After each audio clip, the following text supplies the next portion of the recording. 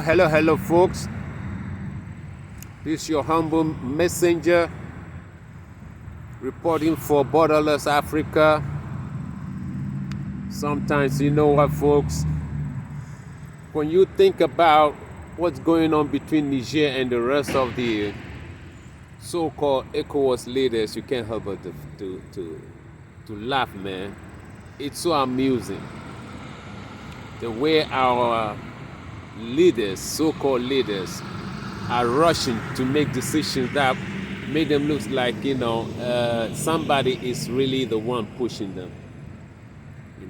There's so many repercussions that is so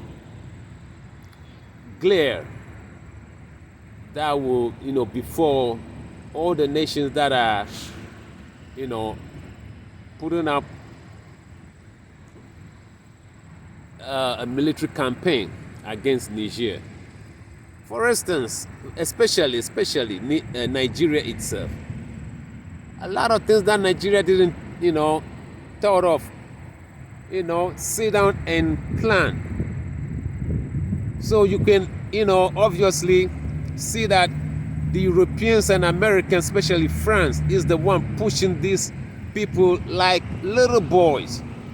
You Nigeria, you have you share the Niger River with Niger. You put a dam over there. You told them, they cannot put a dam on the upper section of the river, the Niger River, so that you went into agreement. You went into agreement. You dam the Niger, and so that you could sell electricity back to Niger. The agreement was, agreed upon between the two countries, sister countries. Now, if you, hurriedly cut the light off, what if they want to build a dam? If they build a dam, they're gonna disrupt your dam. You see, when they disrupt your dam, you Nigeria, you cannot satisfactorily supply electricity to your whole people. Now, if that dam is built on the upper Niger, which will stop the flow of water into your already existing dam, where are you? Where are you going to be in terms of light that you cannot, after 60 years, you cannot provide adequate electricity energy for your people? You see? And what is all this then? Look at France, which is stealing uranium and got the whole France light up. In fact, they call Paris the city of light. Instead of you guys put your brains together, you have enormous uranium deposit, both in Nigeria and Niger. How we could stop France stealing this thing and creating energy for themselves and industries for themselves, so that we can also have the same light that they had for all these years stealing our uranium. You want to go help France to continue stealing uranium to generate light that they sell to other European nations and make money without bringing any of that money back to Africa or to Niger. What is wrong with you? Tinabu, we know you involved in crimes with America. Some people say it has to do with drugs, and they seized a lot of your money and your property. It has been revealed that you've been working so hard with the Americans to get your money back, and they helped you so that they can use you and then release your money to you. Americans are good at that. When they get you, when they know you have a skeleton in your bedroom, in your closet, they like to work with you. Most of you leaders that line up to put on a troop or military campaign against Niger, most of you stole a lot of money and keep it in Switzerland and Mauritius and other places, which is these banks, international banks, were run by Jews and run by American Jews. They know your secret. They know that kind of money that you put in their banks. The banks don't belong to you. It belongs to them. whether it's in Mauritius or it's in Cape Verde or in some offshore safe place. They run it. You see, so it's problematic the way you people are rushing. It's problematic the way you people are rushing, and now some of you are trying to retract your. What if the campaign didn't go through? All this hush, all this rush to make a decision before even thinking. Who is pushing you? You know, we all know now, the whole of Africa, all the kids, all the youth, everybody knew that you've been pushed.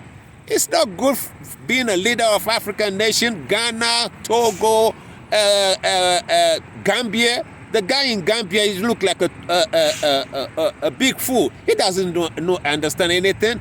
That guy don't. He have 4,000 troops in his country. What is he going to contribute? If he contribute half of it, he'll be laid bare.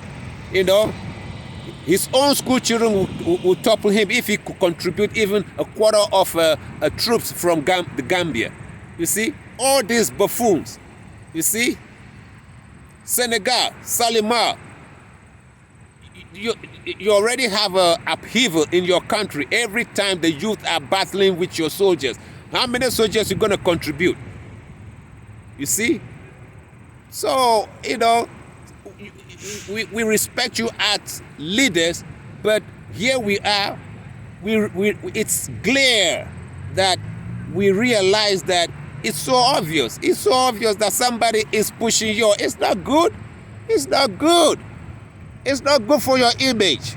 It's never good for your image. Man, come on, stop this thing and think for a while. You see, in Nigeria, over 8 states bordering Niger, with its front over 1,000 miles of frontier. You see, over 1,000 miles of frontier. 8 states in Nigeria bordering. Do you think if this thing bust out, there won't be no spill over into Nigeria? Huh? Do you think all those 8 states in the Federation of Nigeria don't have any beneficial interest in the other side of the border? Do you think when the line is drawn, then all these people automatically became Nigerian? They don't have no ethnic relations at the other side of. Who is fooling you? You see, who is fooling you? These motherfuckers draw a line in 1884, 85 in Berlin, and you think it's set in concrete that you could go to a war in Niger and will never spill over. It will never affect the people who got uncles on the other side, you know, wives on the other side, family line on the other side, animals on both sides. It will never affect them. Who is fooling you? But again, who owns these countries we call Ghana, Togo, Cote d'Ivoire? Who owns them? Let's open the book. Let's open the book. Who owns Ghana? Who truly owns Ghana? Who truly owns Nigeria? Nigeria is a business enterprise. They say Lagos was bought by Lever Brothers. Let's open the book. We're talking about France and what France is doing to the economy of 14 nations in Africa that he pretended that he gave independence to. But let's open the book. Do we really have independence? Nigeria, do you have one? Ghana, do you have one? You see, do you have independence? Do you really have independence from the British? Kenya, do you have independence from the British? We're talking about the French one is open now. We all know the criminality of France, but what about the criminality of England between the Gold Coast, Ghana, and Nigeria? Niger area we call Nigeria. Let's open the book on British too. Let's see who really owns Nigeria. Why the British, who say they run a clean government, could allow all the senators in Nigeria stealing left and right and doing nothing for the people, and they don't say anything.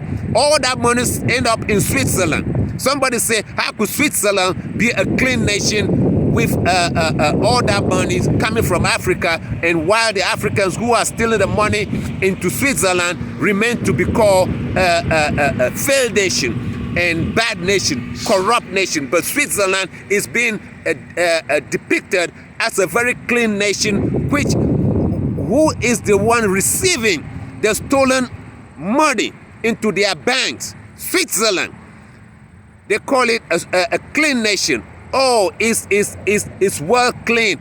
Their politics is so pristine. Their economy is so high. You know, the economy is based on stolen money from Africa, but they could be a saint. And the people who are stealing the money and dumping in Switzerland, they have become the demons. You see, it takes two to tango, as Dr. Arikana once told us. It takes two to tango. France is a criminal organization. So is Switzerland. Switzerland ain't nothing but a criminal organization.